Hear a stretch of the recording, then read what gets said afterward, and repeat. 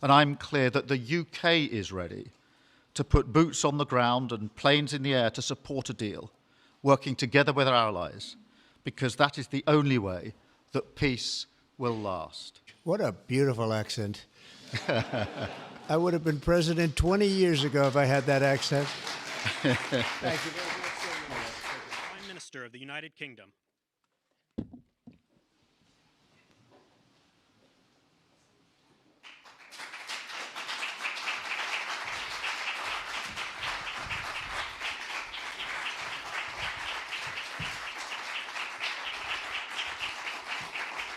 Thank you very much. Thank you very much. Great honor. Today it's my privilege to welcome the Prime Minister of a very special place, the United Kingdom, to the White House. Prime Minister Starmer, you've been terrific in our discussions. You're a very tough negotiator, however. I'm not sure I like that, but that's okay. Very, very special person. The Prime Minister and I have gotten off to an outstanding start. The U.S. and UK have a special relationship, very special, really like no other, passed down through the centuries, and we're going to keep it that way. We're going to keep it very strong as it is. Very importantly, I was just notified by letter from King Charles that he's extended through the Prime Minister a historic second state visit to the United Kingdom. And that's a great honor because it's never happened before. One person has never been extended that honor, and I really do call it an honor, but it's not for me, it's for our country. It's respect for our country. So I just want to thank you, and I want to thank King Charles. Thank you very much, and we accept. I don't know if the media is going to follow us. I have a feeling they might. Okay, thank you very much. Appreciate it. I'm pleased to say that the bust of one of the Prime Minister's greatest predecessors, Winston Churchill, is now back in the rightful place in the Oval Office, and we're very proud of it. Our meeting today and the various breakout sessions we had were tremendously productive. Most importantly, I provided the Prime Minister with an update on our efforts to end the bloody and horrible war in Ukraine with Russia, which would never have happened if I were president. That was not going to happen. I promise you that. After 3 years of hellacious conflict, approximately 1 million Ukrainians and Russians have been senselessly killed, but the number, I believe, is much higher than that. Countless schools, hospitals, towns, and beautiful ancient churches have been absolutely obliterated. To begin the process of ending this spiral of death, I had historic back-to-back calls with President Putin, very successful calls, I might add, and President Zelensky, and my team also spoke with the Secretary General of NATO on numerous occasions, and we're working very hard to get that war brought to an end. I think we've made a lot of progress, and I think it's moving along pretty rapidly. And I want to thank all of the people that are here that have been working on it.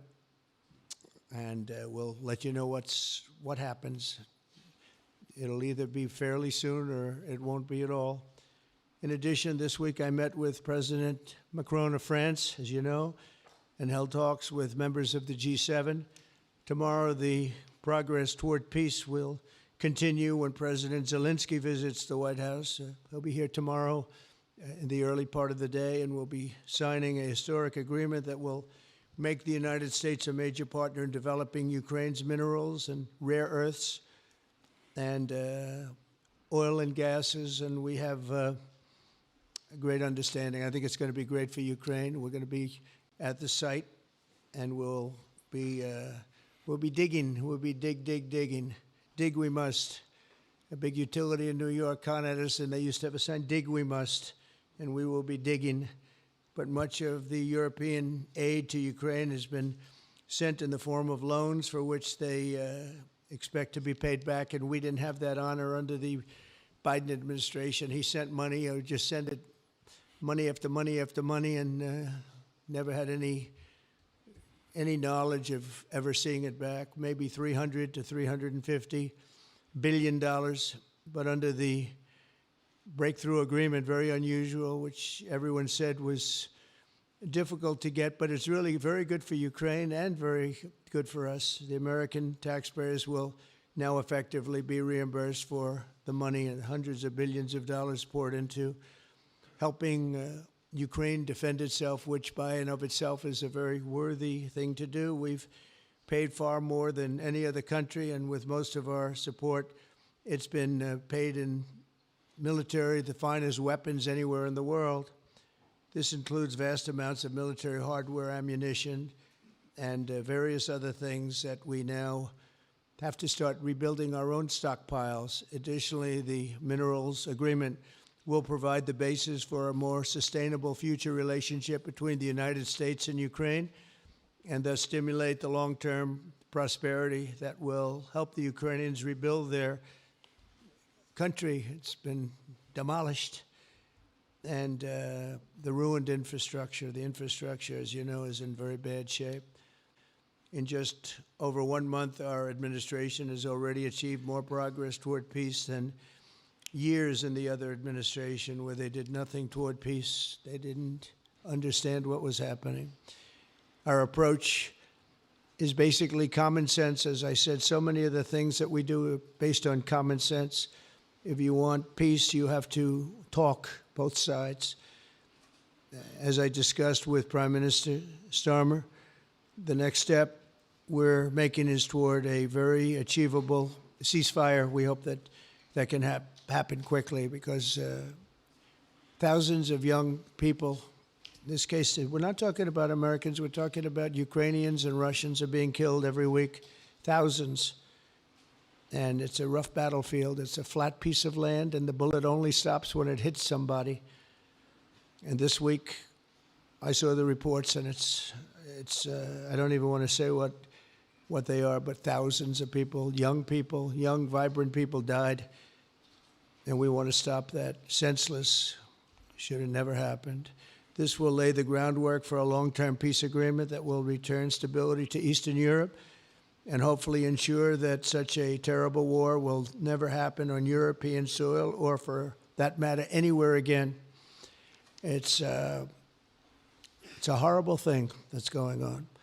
The disaster in Ukraine shows exactly why it's so important for the United Kingdom and other NATO partners to make large investments in their defense capabilities. In many cases, 4% or 5% of GDP would be appropriate. I know that they're raising it. I just read an article, a great article, about the work you're doing in the UK as to the military. You're raising it quite a bit, which is a great thing to do for your country. It's a great thing to do. It's sad that we need that, but probably need that. So congratulations on that. I know you got it through. After years of chronic underfunding, there's an urgent need to catch up for some countries. And I want to thank the Prime Minister once again for traveling here today. Working together, I believe that we'll once again demonstrate the power of our country's unique friendship. This is indeed a unique friendship. It's been many years, and I think it's only gotten stronger, and we will make sure that it stays that way. We're going to have a great trade agreement. One way or the other, we're going to end up with a very good trade agreement for both countries, and we're working on that as we speak. I think we'll have the confines. I think we'll have something maybe even in terms of possibilities agreed to very shortly. JD's working on it, Vice President, and Scott, and I'm just looking at this all from Mike. You're going to work on it. Everyone's going to work on it. We'll see if we can do something pretty quickly, but we're going to make some great trade agreements with the UK and with the Prime Minister, and it'll happen very quickly. So I just want to thank you again, and please thank King Charles for the invite, and I look forward to you giving our acceptance on behalf of the United States of America. Thank you very much, sir.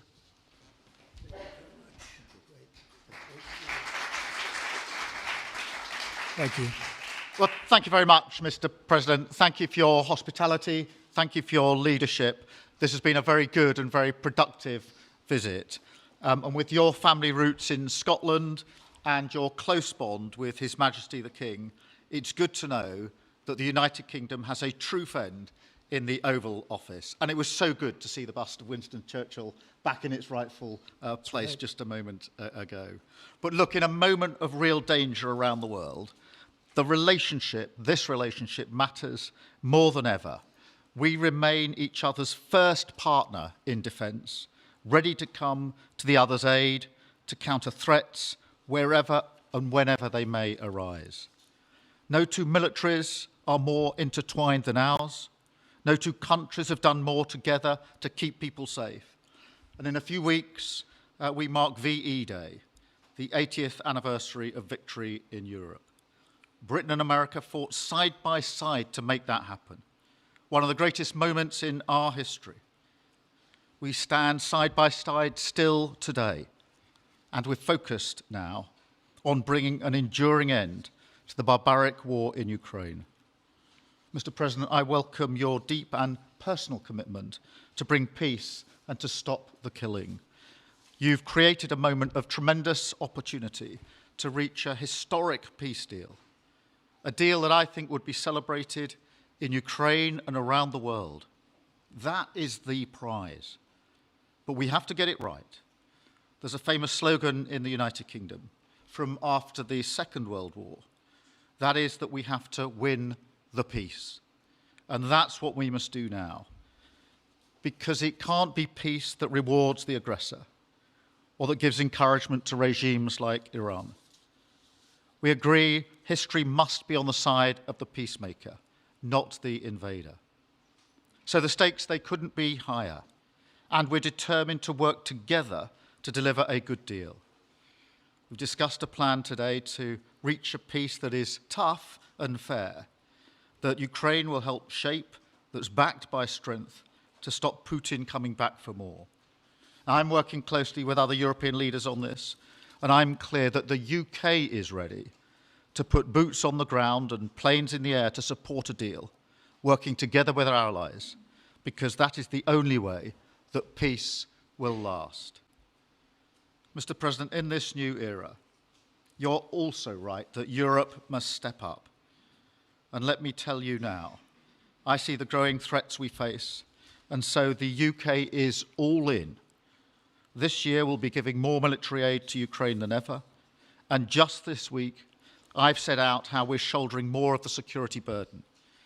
We're already one of the biggest spenders in NATO, and now we're going much further, delivering Britain's biggest sustained increase in defence spending since the Cold War. This isn't just talk, it's action, rebalancing the transatlantic alliance, making us all stronger, and standing up for our shared values and shared security, as Britain always has. And Mr. President, it's no secret we're from different political traditions, but there's a lot that we have in common. We believe it's not taking part that counts. What counts is winning. If you don't win, you don't deliver. And we're determined to deliver for the working people of Britain and America, who want and deserve to see their lives improve. So we're both in a hurry to get things done, and that's what the UK and US do when we work together. We win and we get things done. So we'll do what it takes to keep our people safe. We'll also work together to deliver some big economic wins that can benefit us both.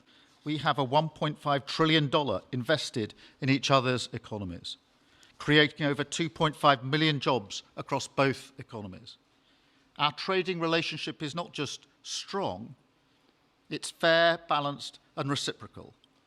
We're leaders together in so many areas, ranked 1 and 2 in the world as investment destinations, 1 and 2 for universities, 1 and 2 for Nobel Prizes, 1 and 2 in golf as well, by the way, and we're the only 2 Western countries with trillion-dollar tech sectors, leaders in AI.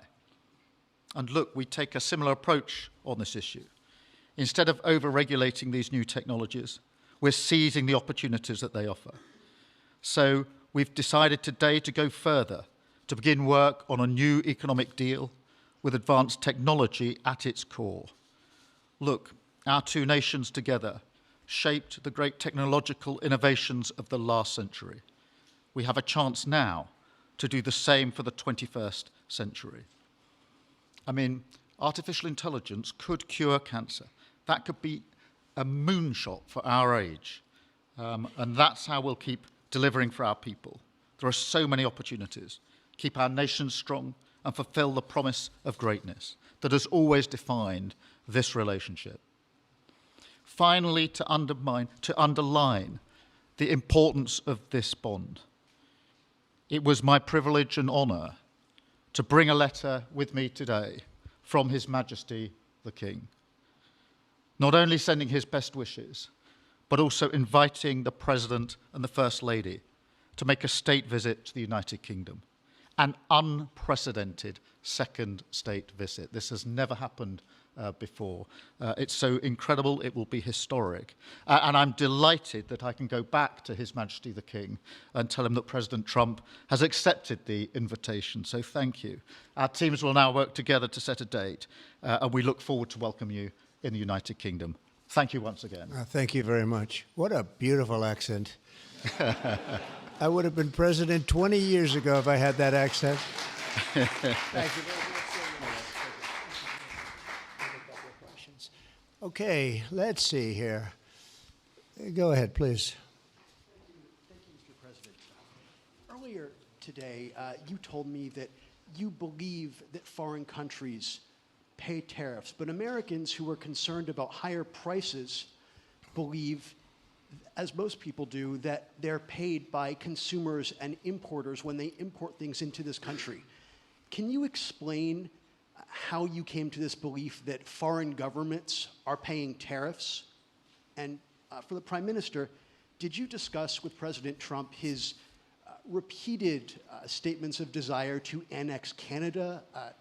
And has the King expressed any concern over the President's apparent desire to remove one of his realms from his control? So I'll go ahead. The first part, the tariffs are necessary because we've been treated very unfairly by many, many countries, including our friends, friend and foe. But we've been treated very unfairly in trade at levels that nobody's really ever seen before, and especially under the Biden administration, they really took advantage of the United States. I put massive tariffs on China during my 4 years. We had the best economy in the history of our country. Probably the best economy, maybe the best economy in the history of the world. And I used tariffs to even things up. And in particular with China, we took in hundreds of billions of dollars and we had no inflation. And it's a myth. It's a myth that's put out there by foreign countries that really don't like paying tariffs, and especially to even up. So we've been treated badly by a lot. We're using tariffs. And I find, and you just have to look at the numbers, but I find that it's not about inflation, it's about fairness, and the inflation for us has not existed, and I don't think it's going to exist. We're going to bring our car industry back, we're going to bring our chips back, we're going to bring so many things back to our country, including pharmaceuticals and drugs, and the thing that's going to get us there is tariffs. And I say often, it's my favorite word in the dictionary, but I always preface that by saying now, because I got into a lot of trouble with the fake news where they say that's not good, so I say God, love, family, wife, they're all my favorite words, but tariff is about number 4 or 5 on the list. But I will tell you, it's going to make our country rich, and it's going to stop us from being a laughingstock all over the world, because we have been taken advantage of like no country has ever been taken advantage of. Thank you very much. And look, we had a really good discussion, a productive discussion, a good discussion, as a result of which our teams are now going to be working together on an economic deal. Our teams are going to be working together on security in Ukraine. You mentioned Canada. I think you're trying to find a divide between us that doesn't exist. We're the closest of nations, and we had very good discussions today, but we didn't discuss Canada. Thank you. Please. Go ahead. Go ahead. Yes. Thank you. Hi, Natasha Clark from LBC. Mr. President, you've said you're working on a new trade deal with Britain, which we of course welcome. President Obama once said Britain was at the back of the queue for that trade deal. Where are we now? When do you think we're going to see that? And Prime Minister, the BBC has today admitted serious flaws over the recent Gaza coverage, suggestions of payments made to people linked to Hamas. Does the BBC still have your trust? Thank you. Well, they didn't do well with President Obama. He'd never got a lot of things done, and he didn't get a trade deal done that was of any importance or magnitude. We've had great discussions on trade, and I think we're going to have a deal done rather quickly as it can be done. We're going to have something, I think, rather quickly. We expect to do that. Okay? Please. On the BBC, look, I've been concerned about the programme in question. The Secretary of State had a meeting with the BBC. I think it was yesterday, it could have been the day before. Thank you. Jeff, go ahead. Thank you, sir. Pardon me. Mr. President, do you support Article 5 of the NATO treaty? And are you concerned that it might be triggered if European peacekeeping forces end up in Ukraine? I support it. I don't think we're going to have any reason for it. I think we're going to have a very successful peace, and I think it's going to be a long-lasting peace. And I think it's going to happen hopefully quickly. If it doesn't happen quickly, it may not happen at all. And we want it for two reasons. Number one, I want to see on a humane basis, I want to see soldiers stop getting shot, because largely it's soldiers now. Towns have been obliterated, but it's largely that. And I don't want to pay billions and billions and billions of dollars, nor does the Prime Minister or anybody else, on a senseless war that should have never happened. And we're going to get it taken care of. But I think it's going to be a peace that's going to be long-lasting. Do you have a question for the Prime Minister? Thank you. Mr. Prime Minister, you were asking the President today about a backstop for Europe if the peacekeeping force ends up in Ukraine. Did you feel like you got a satisfying answer for yourself and for Europe? And Mr. President, if you want to comment on that as well, please do. I felt we had a very productive discussion. Obviously, as the President says, the deal has to come first. But yes, our teams are going to be talking about how we make sure that deal sticks, is lasting and enforced. So our teams will be talking about that. Okay. Please, Blue. Mr. President, some experts think it could take more than a decade to mine the precious minerals from Ukraine. How much should the U.S. expect to receive, and when do you expect to see that come to fruition? Well, we're never going to know that answer, but by our being in Ukraine and doing the exploration and also the digging and taking the rare earth, which we need in our country very badly, we'll be doing a substantial amount of work, probably about at least what we have in there, and we hope to be able to do that. You never know when it comes to that. You know, you dig and maybe things aren't there like you think they're there, but we'll be spending a lot of time there. It'll be great for Ukraine. It's like a huge economic development project, so it'll be good for both countries, okay? Please. Prime Minister, excuse me, Prime Minister, you've talked about putting British soldiers' boots on the ground in Ukraine in the event that President Trump succeeds with his peace deal. But can you do that without a firm assurance that America will have our back in the form of some kind of security guarantee were Putin to breach that agreement? And Mr. President, tomorrow you're seeing President Zelensky to sign this deal on minerals and energy that could be hugely important to the United States. Will you take the opportunity to apologize to him for calling him a dictator while praising Vladimir Putin, who is a dictator? Well, Robert, let me start by saying I've been really clear today and previously that I think that European countries, including the United Kingdom, need to step up in our own defence and security. We've been doing that in recent days. You saw the announcement we made on spending just the other day.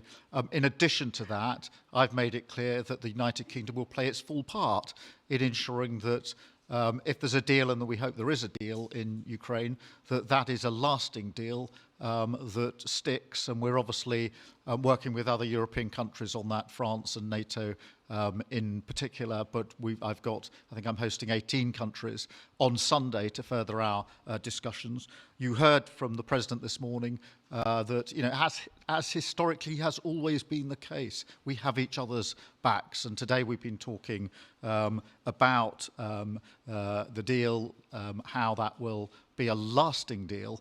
And coming out of this, our teams will now be talking in detail about that. And I think we're going to have a very good meeting tomorrow, 11 o'clock. And I think we're going to have a very good meeting tomorrow morning. We're going to get along really well, okay? We have a lot of respect. I have a lot of respect for them. We've given them a lot of equipment and a lot of money, but they have fought very bravely, no matter how you figure it. They have really fought. Somebody has to use that equipment, and they have been very brave in that sense. Yeah, please, go ahead. The ceasefire deal is nearing an end this Saturday, and there's been some worry that phase 2 might never get there. Do you believe that phase 2 of the ceasefire in Gaza will come to fruition? And have you spoken to Netanyahu about it? And for the Prime Minister, this peacekeeping deal has been pushed forward by the UK and France as well. Have you been in discussions with any other European countries to join this initiative? And are you expecting Commonwealth countries to also join the effort? Thank you. So we're working very hard in the Middle East and Gaza and all of the problems, and it's been going on for years and years and centuries and centuries. It's a tough neighborhood, but it could be a very beautiful neighborhood, and I think we're going to come up with some pretty good solutions. But phase 1 is almost complete. We've had some people that have been very seriously injured, very seriously hurt, both physically and mentally. They've come out of there in some of them in very, very bad shape. It's shocking. Many young people aren't in bad shape. Young people are strong, healthy. They don't die. People have come out dead, young people and old people. It's a rough situation, but I think we're going to make it much better, and I think that we've had a huge impact on that since we've been in just the 4 weeks. I think we've had a huge impact on Gaza, the Middle East, and we have some pretty good talks going on concerning lots of other people that are going to make it better. So we'll see what happens. Nobody really knows, but we'll see what happens. But I think we've had a very positive impact. Prime Minister? Yeah, on the question of the European countries, yes, I've spoken to a number of countries, particularly in the last few weeks. We had a meeting in Paris last week. I've got a meeting on Sunday with 18 countries to further our discussions. Obviously, we've been talking quite intensely to our French colleagues and to NATO, but to other countries as well, because, as I say, I think it's important for European countries, including the United Kingdom, to step up and do more in the defence and security of Europe and our continent and the United Kingdom, and we'll do so. Well, we're talking to a number of other countries. Thank you. Yes, in the red, please. Pink red, flaming red. Is it me or her? Go ahead. Okay, thank you, Mr. President. A question on Ukraine. Number one is, if you're not considering the security guarantees, are you open to other forms of, for example, intelligence cooperation with Ukraine? And Mr. Prime Minister, President Trump has proposed a plan for Gaza. Does this fit into the two-state solution that the UK held for a long time? Do you see it fit into your general Middle Eastern strategy? Thank you so much. Yeah, thank you very much. We're open to many things, but before I even think about that, that's almost pleasant to think about because that would mean that peace has been arrived at. We have to arrive at that peace. And, you know, you went 3.5 years with an administration that never even really had a meeting. They didn't have a meeting on peace.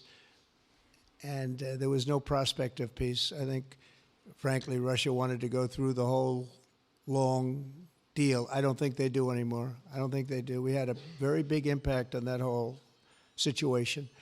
But I don't like talking about phase 2 until I get phase 1. Phase 1 is I have to make peace. And we have to get Russia to agree. We have to get Ukraine to agree. And I think we will, I think we've come a long way. I believe we're going to get it done. I wouldn't say that if I didn't think so. And I think it will be very important, very historic, and we're going to save a lot of lives. On the question of Gaza, the last few weeks of the ceasefire have been very impactful. And for me, there are 2 images that I remember more than any other. The first is Emily Damari, who is British, being reunited with her mother. You may remember she had her fingers missing after what she endured. That was an incredible moment. I'd spent a lot of time with her mother whilst she was held captive, and her mother went through absolute torture. The other image was thousands of Palestinians marching through rubble, trying to return to their communities and their homes. So we have to do everything we can to ensure that the ceasefire continues, so that more hostages can be returned, so that aid can be brought in that's desperately needed. We need to allow Palestinians to return and to rebuild their lives, and we must all support them in doing that. And yes, I believe that the two-state solution is ultimately the only way for a lasting peace in the region. And think of that, she came home with her fingers and part of her hand blown off. That's terrible. How bad does it get? And we had others that came home in much worse shape than that. Yeah. It's a terrible situation. Please, yes. Thank you. Mr. President, did our Prime Minister persuade you not to put tariffs on the UK? And if I may, Prime Minister, do you think that Vladimir Putin is a man who will keep his word? Thanks. He tried. He was working hard, I'll tell you that. He earned whatever the hell they pay him over there. But he tried. I think there's a very good chance that in the case of these two great friendly countries, I think we could very well end up with a real trade deal where the tariffs wouldn't be necessary.